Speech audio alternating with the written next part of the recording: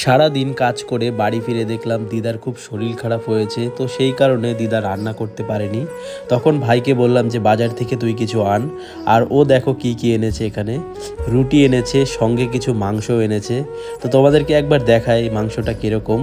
এই মাংসটার দাম পড়েছে 60 টাকা, আর দেখতে দেখো বেশ লাগছে। কমেন্টের মাধ্যমে জানিও তোমাদের কীরকম লাগছে। আর কোয়ান্টিটি দেখো, এখানে কিন্তু অনেকটা পরিমাণেই দিয়েছে। 60 টাকায় যে এত কোয়ান্টিটি দেয় আমি এটা জানা ছিল না ও কোথার থেকে এনেছে।